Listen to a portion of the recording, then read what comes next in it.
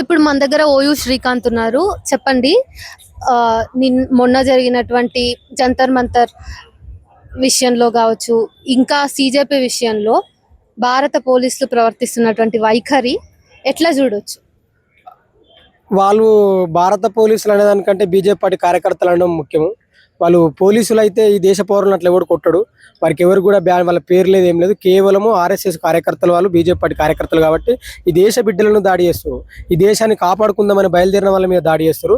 మేము ధర్మేంద్ర ప్రధాన్ రాజీనామా చేయాలని చెప్పి నిన్నటి వరకు అన్నాము, కానీ ఈ రోజు నుంచి అంటే మా నెత్తురుతోని ఢిల్లీ నగర వీధులు మొత్తం తడిసిపోయినాయి. కాబట్టి మా నెత్తురు సాక్షిగా నరేంద్ర మోడీ దిగిపోవాల్సిందే, నరేంద్ర మోడీ రాజీనామా చేయాల్సిందే.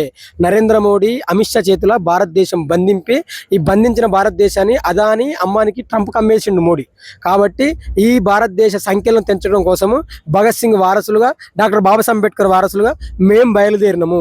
ఈ దేశం మాది, ఈ సంపద మాది, మా సంపదను మేమే అనుభవించాలి, మా దేశాన్ని మేమే ఏలుకోవాలని మేము బయలుదేరినాము. ఇది మా కోసం చేస్తున్న మరో స్వతంత్ర పోరాటము. నేను సర్డయ్యర్ గురించి పాటలలో విన్నా, కానీ హిట్లర్ కూడా నేను పాటలనే చూసిన. కానీ సర్డయ్యర్, హిట్లర్, ఈ మధ్య నయీం కూడా చచ్చిపోయింది. సర్డయ్యర్, హిట్లర్, నయీం ముగ్గురు కలిస్తే ఒక నరహంతక నరేంద్ర మోడీ. కొత్తగా కాదు, గుజరాత్ అల్లర్లు పెట్టి ముస్లింలు ఊచకొత్త కోసిండు. ఆపరేషన్ కగారు పెట్టి ఆదివాసులను చంపిండు.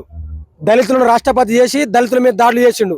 చివరిగా ఇప్పుడు నూనూగు మీసాల యువకులము ఈ దేశం మాది, ఈ దేశ ముఖ చిత్రం ఏమైనటువంటి మమ్మల్ని మా సమస్యలు పరిష్కరించరా మోడీ అని మేము మాట్లాడితే, మీ సమస్యలు నేను పరిష్కరించా, మిమ్మల్ని చంపేస్తాని మోడీ బయలుదేరి మా నెత్తురుతోని నగర వీధులు మొత్తం నింపుతున్నాడు మోడీ.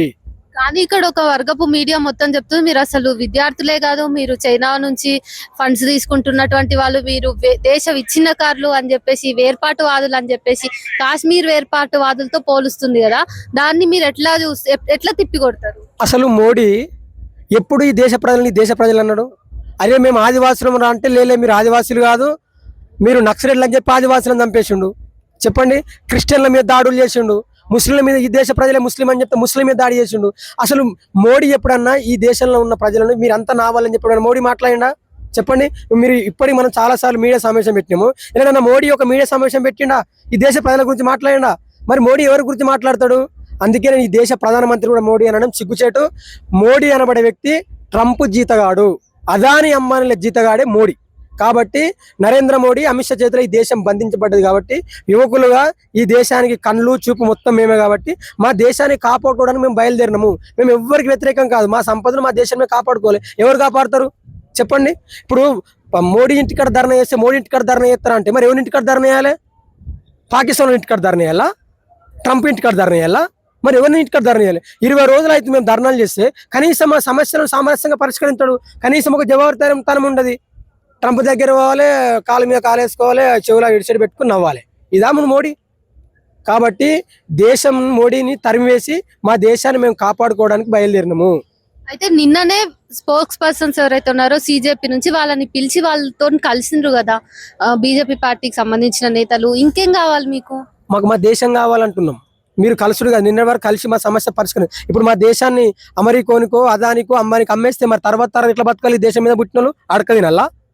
మేము ఈ పోరాటము మా దేశం కోసము. మోడీ, అమిత్ షా గద్దె దిగిపోవాల్సిందే. వాళ్ళు ఎవరికి జీతగాళ్ళు? ట్రంప్కు జీతగాళ్ళు. కాబట్టి వాళ్ళు అమెరికా వెళ్ళి ట్రంప్ దగ్గర జీతం చేసుకోమను. మా దేశానికి సార్వభౌమాధికారం ఉంటుంది. మా దేశం మీద ఇంకొన్ని అధికారం మేము చెలాయించడం మేము ఇష్టపడము. మా దేశాన్ని మేమే పరిపాలన చేసుకోవాలి కాబట్టి, మా దేశాన్ని మేమే కాపాడుకోవాలి కాబట్టి మేము పోరాటం చేస్తున్నాం. ఈ పోరాటము భవిష్యత్ భారతదేశం కోసం జరిగే పోరాటం. ఖచ్చితంగా మోడీ, అమిత్ షా దిగిపోవాలి. దేశవ్యాప్తంగా కూడా ఈ రోజు బొద్దింకల పార్టీ అనే ప్లాట్ఫామ్ మీద విద్యార్థుల కోసం మాట్లాడుతున్నారు. సో ఇట్లా దేశం మొత్తం మాట్లాడటం అనేది బీజేపీకి రాజకీయంగా ఎట్లాంటి రిజల్ట్స్ ఇచ్చే అవకాశం ఉంది? ఇప్పుడు బీజేపీకి రాజకీయంగా రిజల్ట్ వస్తారా? నెక్స్ట్ ఎలక్షన్ చూస్తారు. కమలాన్ని బొద్దింకలు తింటున్నాయి. కమలము కాలగర్భంలో కలిసిపోతుంది. నరేంద్ర మోడీ చివరి ప్రధానమంత్రి, నరహంతక నరేంద్ర మోడీ దిగిపోవాల్సిందే. ఖచ్చితంగా దిగుతాడు. యువకులతో పెట్టుకున్నాడు ఎవడు కూడా ముందు పల్లె. కాబట్టి మేము యువకులం కదము తొక్కుతూ పదం పాడుతూ హృదయతాళాలు గర్జిస్తూ పదండి ముందుకు పోదాం పైకని శ్రీశ్రీ చెప్పాడు. పదండి ముందుకు పోదాం ఢిల్లీ వీధులకు. ఈ దేశాన్ని అమిత్ షా, నరేంద్ర మోడీ చేతుల నుంచి విముక్తి చేసుకోనికి మేము బయలుదేరినాం. ఈ భరతమాత బిడ్డలు ఆ బాధ్యత మా మీద ఉంది. అయితే వాళ్ళు ఏమంటున్నారంటే, మరి బొద్దింకల మీటింగ్ లో లేకపోతే ఈ ప్రొటెస్ట్ లో ఎందుకు హిందూ మత దేవుళ్లను మీరు అవమానపరుస్తున్నారు అనే ఆరోపణ వాళ్ళు చేస్తున్నారు. ఎవరు ఆరోపణ చేసిర్రు? జనరల్ గా రైట్ వింగ్ మీడియా వాళ్ళు రాముని అవహేళన చేసిర్రు. రాముని పేరు మీద రాముని వారసులం అని చెప్పి అయోధ్యలో రాముని ఉంటే ఉండెత్తుకపోయారు. వాళ్ళు ఎత్తుకపోలేదా? రాముని పేరు మీద ఓట్లు వేసుకురు. రాముని వారసులను పేరు మీద చెప్పిన వాళ్ళు దేశద్రోహులు. రాముని భక్తులు గొప్ప వాళ్ళు, మేము రాముని భక్తులం. ఈ దేశానికి రాముని కూడా మేమే కాపాడుకోవాలి, గుర్తుపెట్టుకో. రాముని కోసం కూడా మేమే పోరాటం చేయాలి. రాముని గుడి కట్టిరు, రాముని ఉన్న గుళ్ళు ఉన్న ఉండిని ఎత్తుకపోయారు. మరి దీని మీద ఆన్సర్ చెప్పిరా? దీని మీద జవాబు చెప్పిన ప్రజలకు మోడీ చెప్పలే. మరి ఏం చెప్తారు? ప్రశ్నించిన వాళ్ళందరినీ చంపేస్తాడు. ఆదివాసుల గురించి మాట్లాడితే అర్బన్ నక్సలెట్లు, ముస్లిం గురించి మాట్లాడితే ఉగ్రవాదులు, క్రిస్టియన్ గురించి మాట్లాడితే యాంటీ నేషనల్. మరి ఎవరి గురించి మాట్లాడాలి? అదాని అంబానీ గురించి మాట్లాడాలి, ట్రంప్ గురించి మాట్లాడితే దేశభక్తులా? ఇదా మోడీ చెప్పాల్సిన ప్రజలకు? కాబట్టి మోడీకి వ్యతిరేకంగా మా సంపద కోసము మేము బయలుదేరినాం. మీరు ఒక లా స్టూడెంట్ లాగా చెప్పండి. ఎవరైతే భారతదేశ సుప్రీంకోర్టు ప్రధాన న్యాయమూర్తి ఉన్నాడో ఆయన చేసినటువంటి వ్యాఖ్యలు, మొదట యువతను బొద్దింక అన్నది ఆయననే. ఇప్పుడు ఆయన ఏమంటున్నాడు? ఈ లాఠీ చార్జ్ వీడియోలు చూసి అంత టైం నాకు లేదు, నేను చూడను అంటున్నాడు. దాన్ని ఎట్లా చూడ? నేను ఒక్క మాట చెప్తా. ఈ దేశంలో న్యాయస్థానాలు ఉన్నాయా? న్యాయస్థానాలన్నీ నరేంద్ర మోడీ జేబు సంస్థలే. నరేంద్ర మోడీ ఏది చెప్తే సుప్రీంకోర్టు అది చెప్తుంది.